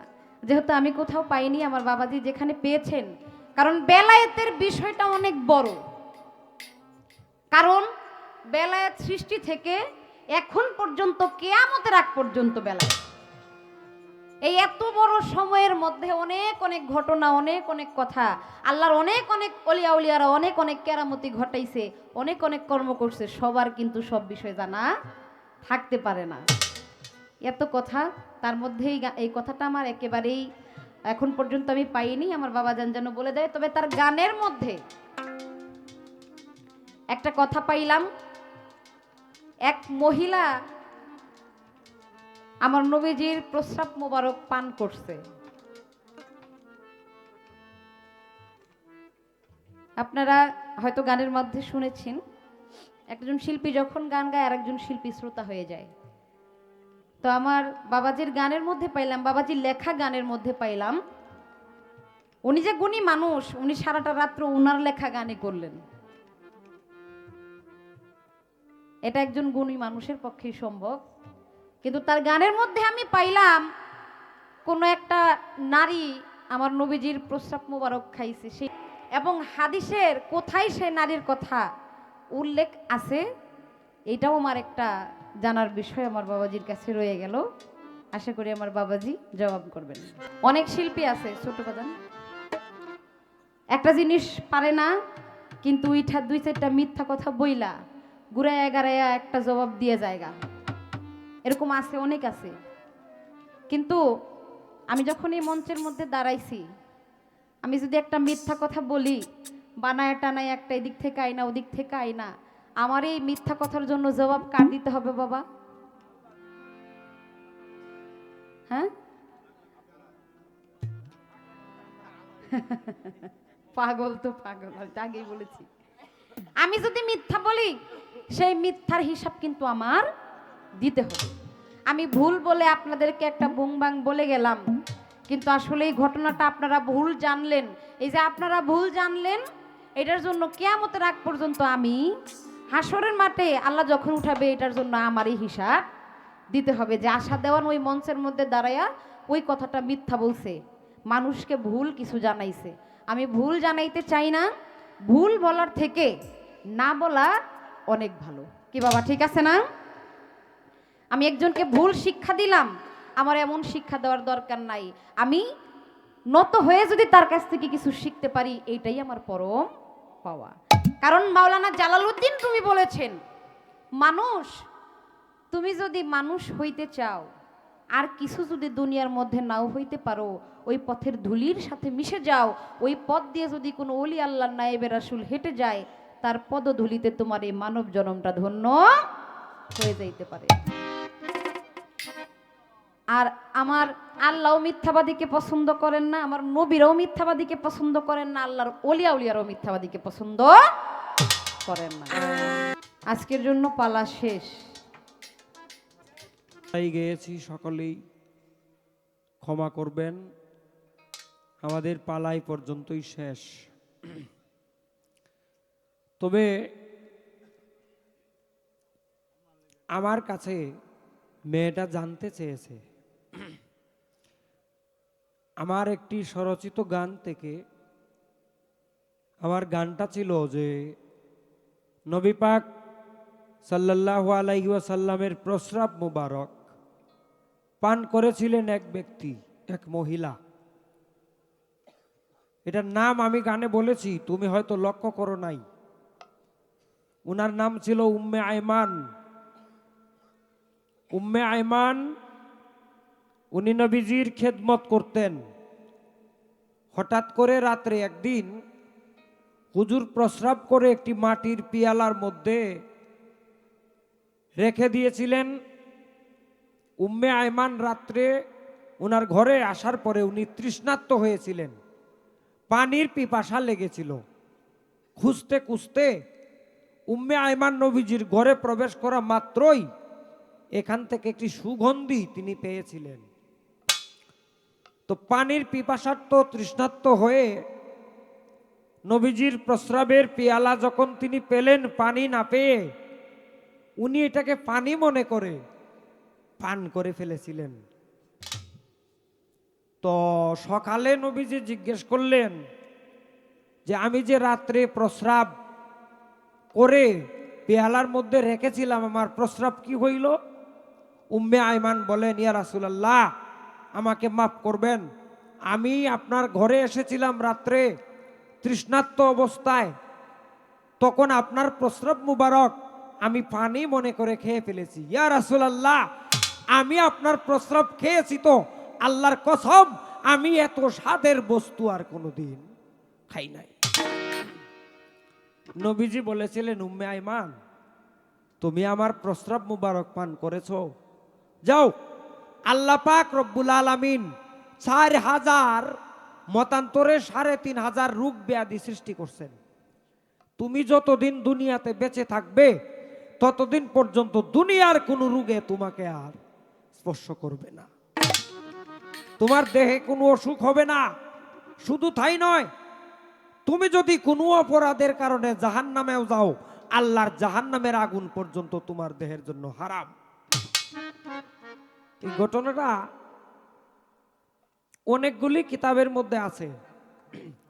মাওলানা জালালউদ্দিন রুমির মসনবী শরীফে আছে, খাজি মুল্লা আয়াজ রহমতুল্লাহ আলাইহের লেখা একটি গ্রন্থ শেফা শরীফ, শেফা শরীফের মধ্যে আছে, আরও বেশ কিছু ইসলামের ইতিহাসের কিতাবে আছে।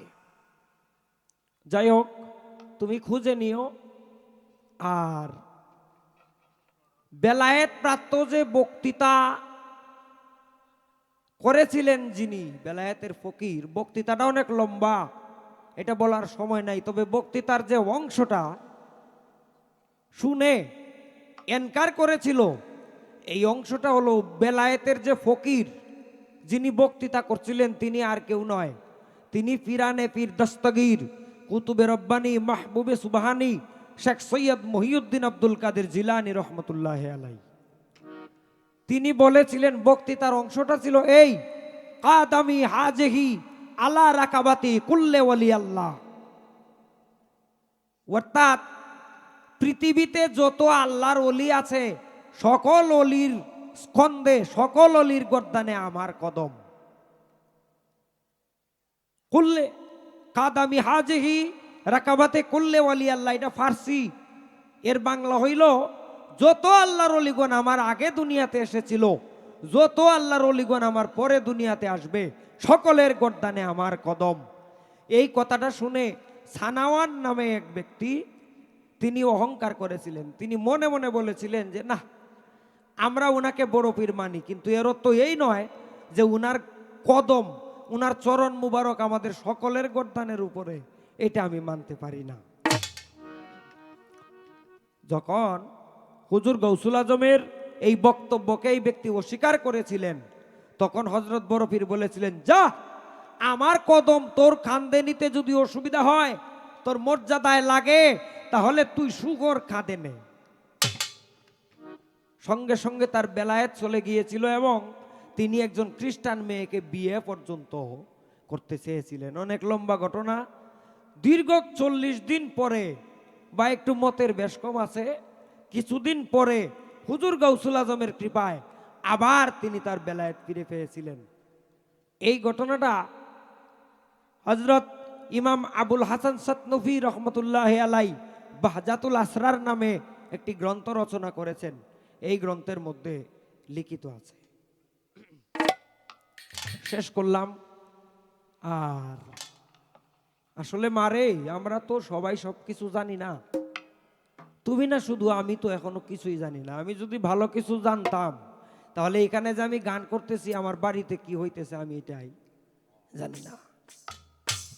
তার মানে আমরা কিছুই জানি না।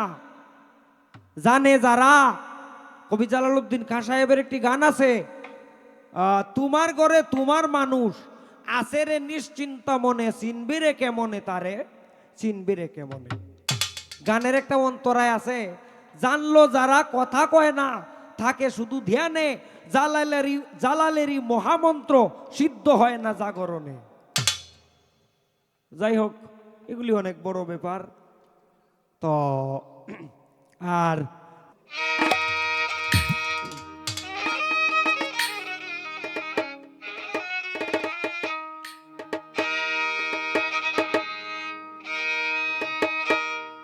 ওই আমি তোরে ভালোবেসে মরি হায় হুতাশে, কপালের দোষে এখন ঝরে আঁকি জল রে, তোরে ভালোবেসে মরি হায় হুতাশে, কপালের দোষে এখন ঝরে আঁকি জল রে, তোরে ভালোবেসে।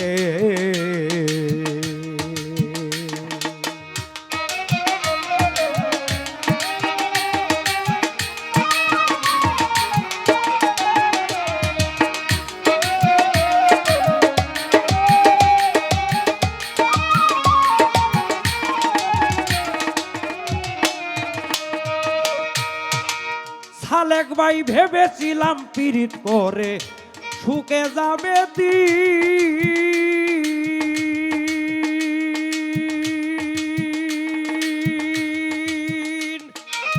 সে আর আমি দুইজন থাকবো হইয়া মিলিন।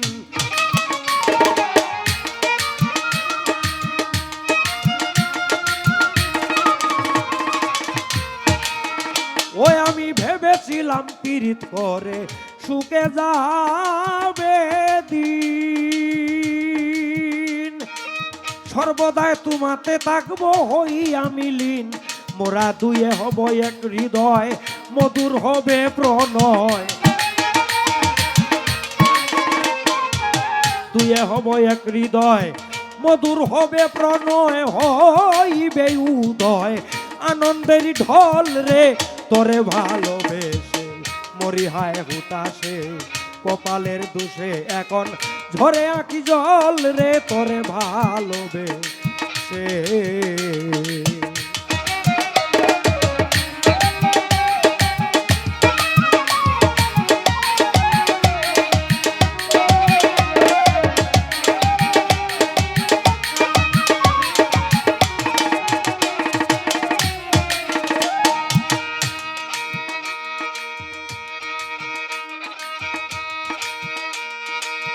সর্বদাই যে ডুবে থাকে অতি পরম সুখে, সেই পাষণ্ড কি করে বুঝবে কি বেতা মোর বুকে।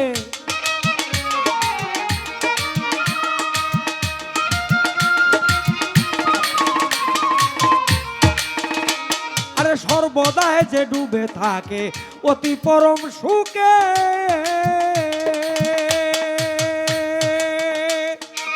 সেই বেঈমান কি করে বুঝবে কি বেতা মোর বুকে।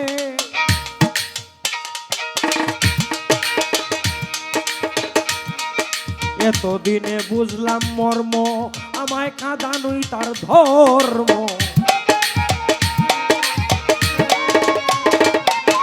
এতদিনে বুঝলাম মর্ম, আমায় কাঁদানুই তার ধর্ম। করিয়া এই কর্ম এখন সেজেছি বেকল রে, তোরে ভালোবেসে মরি হায় উতাসে, কপালেরই দোষে এখন ঘরে আঁকি জল রে, তোরে ভালোবেসে।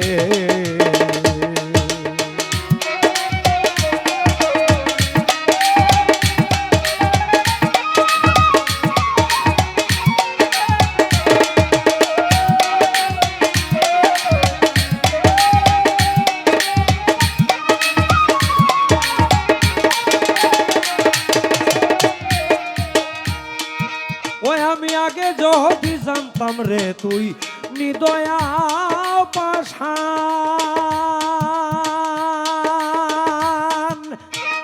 সকল কিছু কেড়ে নিয়া সাজিবে বেঈমান।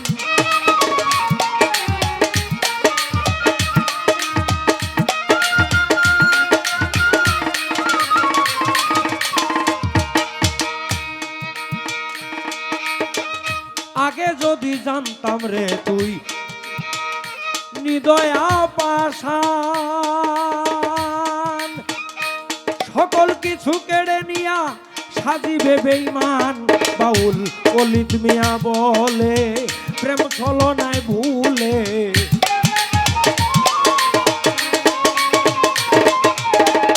অলিত মিয়া বলে প্রেম ছলনায় ভুলে ঘুরি বন জঙ্গলে, এখন হারাইয়া সকল রে তরে ভালোবেসে মরি হায় উতাসে, কপালেরই দোষে এখন ঝরে আঁকি জল রে, তোরে ভালোবেসে মরি হায় উতাসে, কপালের দোষে এখন ঝরে আঁকি জল রে।